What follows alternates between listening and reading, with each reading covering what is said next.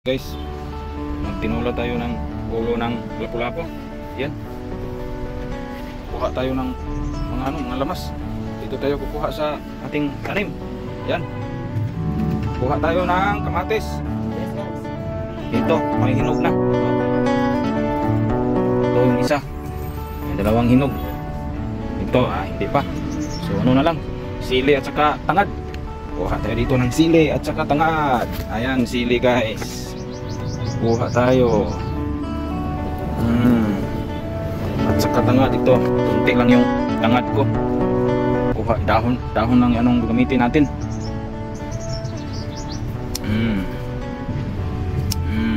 Kasi yung tangad natin kunti na lang.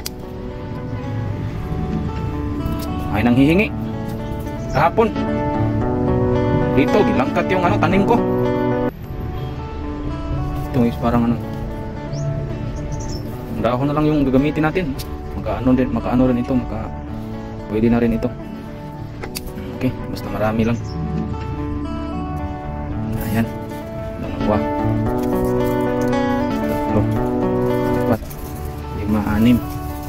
Bali 6 lang yung dahon. Kasi maliit na lang yung tangad ko. Okay guys, tayo guys. Kasi magluluto na tayo ng ulo ng lapu-lapu. Ayan, update tayo sa aking dragon fruit guys. Wala pang bunga. Bunga, pati yung ampalaya ko wala pa rin. May bunga pero maliit pa. Ayan, maliit pa yung bunga.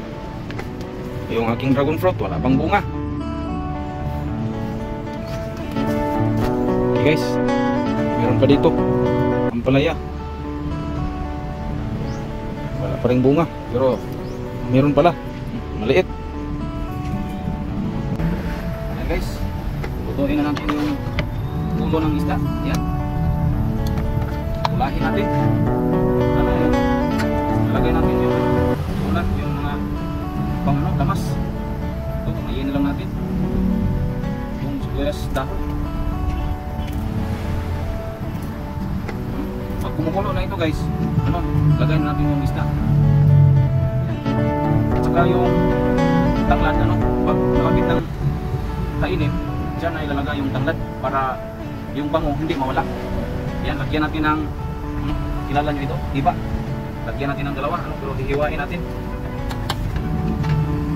Iba. Dalawa lang yung ilagay natin para hindi maasim. At saka itong kamatis, lagay na rin natin yung pinipitas natin kanina.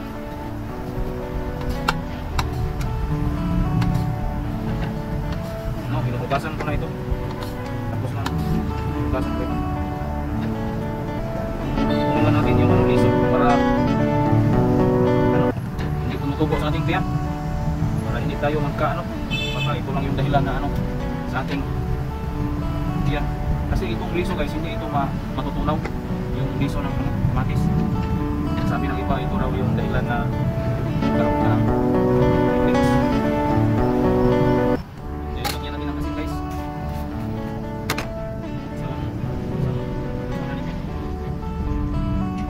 Lagyan natin ng putik para karoon lang yun. Lagyan rin natin ng pitsin. Ilang pitsa. Dahon na. Inulang isda. Para pag kumukulo, lalagay natin yung isda. Hindi nang hugasan natin yung tanglad. Tanglad, hugasan natin para yung sabaw.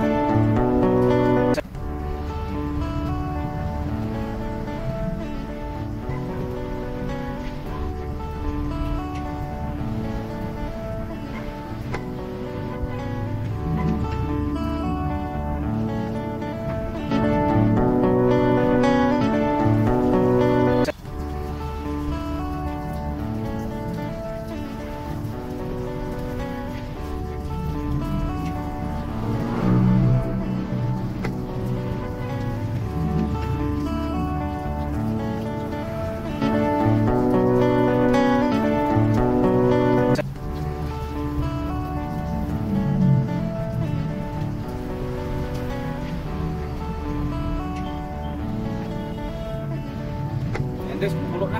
Tingnan nyo yung pasok. Tayo muna ilagay natin guys.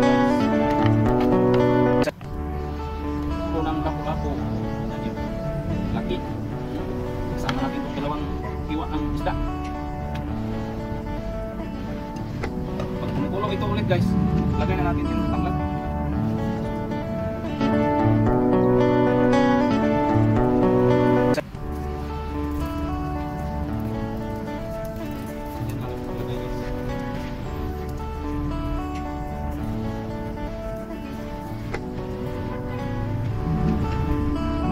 Natin ito ng malunggay guys para kaling sa marami malunggay at saka pati yan, ganyan guys para yung katas malabas yung ano, yung tanglad bango ng tanglad.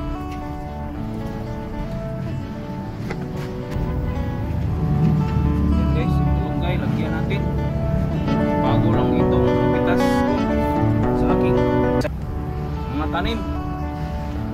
Yan.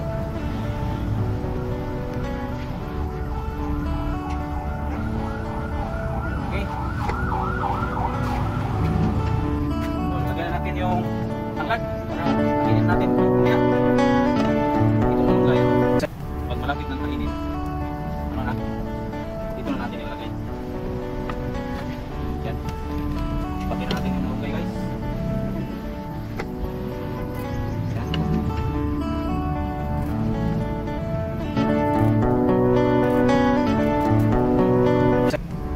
Kasi natin ito kasi itong malunggay guys.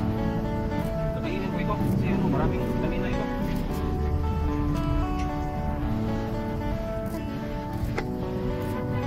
Grabe guys, ano, merkado.